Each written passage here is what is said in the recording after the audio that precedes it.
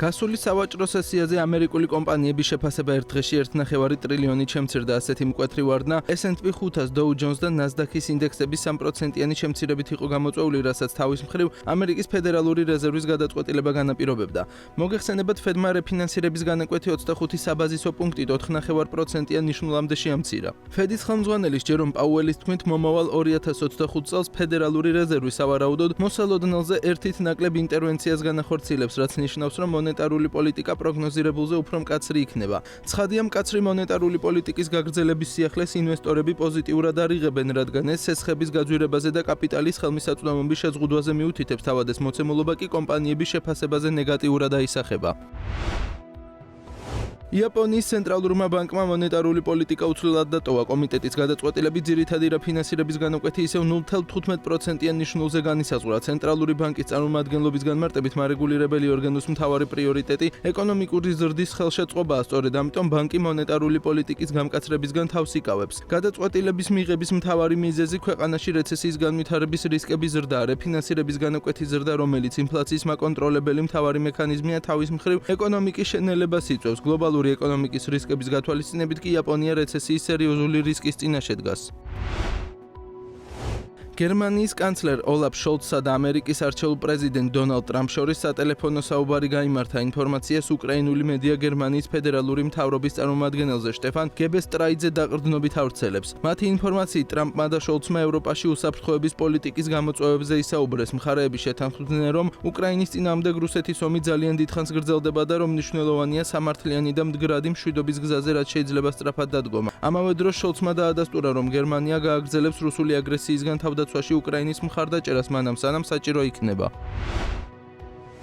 ჩეხეთის პარლამენტის ქვედა პალატამ მხარი დაუჭირა კანონ პროექტს რუსეთის მოქალაქეებისთვის ჩეხეთის მოქალაქეობის მიღების პროცედურების გართულებასთან დაკავშირებით. კერძოდ, ახალი კანონ პროექტის თანახმად ჩეხეთის მოქალაქეობაზე განაცხადის შეტანამდე პირმა რუსეთის მოქალაქეობაზე უარი უნდა თქვას. შესაბამისად, რუსეთის მოქალაქეებს ჩეხეთის ორმაგი მოქალაქეობის ქონა კანონის დამტკიცების შემთხვევაში აეკრძალებათ. კანონ პროექტმა ქვედა პალატაში 92 დეპუტატის მხარდაჭერა მოიპოვა, წინააღმდეგ კი ხმა 35-მა მისცა. 47 დეპუტატმა ხმის მისცემისგან თავი შეიკავა. კანონ პროექტი შემდეგ ეტაპზე სენატში გადაინაცვლებს. ზედა პალატაში დამტკიცების შემთხვევაში კი ხელმოსაწერად პრეზიდენტ პეტრ პაველს გადაეგზავნება. კანონ პროექტის თანახმად იარსებებს გამონაკლისის შემთხვევებიც ბავშვებსა და თავშესაფრის მაძიებლებს ჩეხეთის მოქალაქეობის განაცხადის შესატანად რუსეთის მოქალაქეობაზე უარის თქმა არ მოუწევთ. სხვა შემთხვევაში აპლიკანტი ვალდებული იქნება რუსეთის მოქალაქეობაზე უარის თქმის დამადასტურებელი წერილობითი დოკუმენტი წარმოადგინოს. კანონ პროექტი სექტემბერში მმართველი კოალიციის შემადგენელი პარტიის დეპუტატმა მარტინ ექსნერმა წარადგინა და მისი ამჟამინდელი ვერსია რუსეთის მოქალაქეების მიერ უკვე შეტანილი განცხადებების განუსაზღვრელი დროით გაყინვას ითვალისწინებს. შესაბამისად, ჯერჯერობით უცნობია რა ბედიელით რუსეთის იმ მოქალაქეებს, რომელთაც ჩეხეთის მოქალაქეობაზე განაცხადი კანონ პროექტის დამტკიცებამდე შეიტანეს. ავტომწარმოებელი Volkswagen-ი და პროფკავშირული მოძრაობის ლიდერები ახლოს არიან შეთანხმებამდე მიაღწიონ ბრენდის რესტრუქტურიზაციას გერმანიაში ქარხნების დახურვის გარეშე. ამის შესახებ Bloomberg-ი ინფორმირებულ წყაროებზე დაყრდნობით წერს. მათი თქმით, კომპანიის მენეჯმენტი მზადაა შეინარჩუნოს ქარხნები და დააბრუნოს სამუშაოს შენარჩუნების პროგრამა 2030 წლამდე თანამშრომლობის მიერ ბონუსებზე უარის თქმის სანაცვლოდ.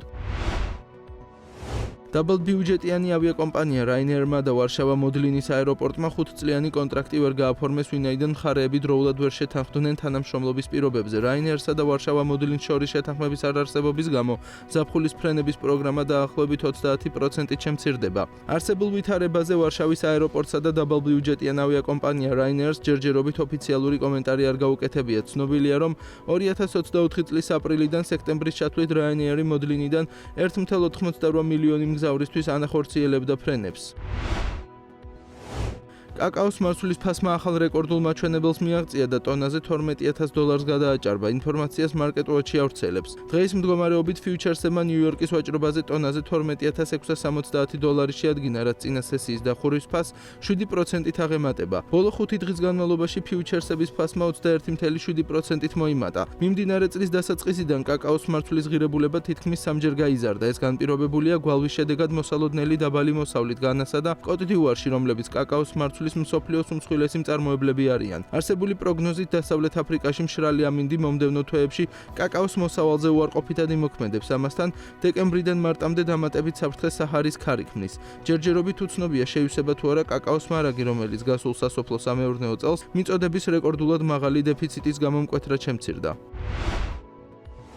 ლონდონის ICE-ის ბირჟაზე ფორთოხლის წვენის იანვრის ფიუჩერსებმა ფუნტზე $5.32 მიაღწია. უამინდობის გამო მოსავლის მკვეთრი კლების მოლოდინის ფონზე ფორთოხლის წვენზე გაცვლითი ფასები მთელი წელი იზრდებოდა. წლის განმავლობაში გაყინული წვენის კონცენტრატის ღირებულება 70%-ზე მეტად გაიზარდა, ხოლო გასულ კვირას ფიუჩერსების ფასმა კიდევ $0.4-ზე მეტად მოიმატა. აგვისტოს ბოლოს ნიუ-იორკის Intercontinental Exchange-ზე ფასებმა რეკორდულ მაჩვენებელს ფუნტზე $5.04 მიაღწია. ოქტომბრის შუა რიცხვებისთვის გაყინული კონცენტრატის ღირებულებამ ICE Futures US ბირჟაზე ისტორიულ მაქსიმუმი განაახლა და ფუნტზე $5.1-მდე გაიზარდა, რაც კილოგრამზე დაახლოებით $11.24-ია. ფორთოხლის წვენზე ფასები 2022 წლიდან იზრდება. 2023 წლის პირველი ნახევრის შედეგების მიხედვით ფუნტი თითქმის მესამედით, ანუ 2.02-დან $2.73-მდე გაძვირდა, ხოლო იმავე წლის მაისის ბოლოს ფასის მაქსიმუმმა თითქმის $2.94 შეადგინა, მაშინ როცა 2022 წლის დასაწყისში გაყინული ციტრუსის კონცენტრატის წვენი ბირჟაზე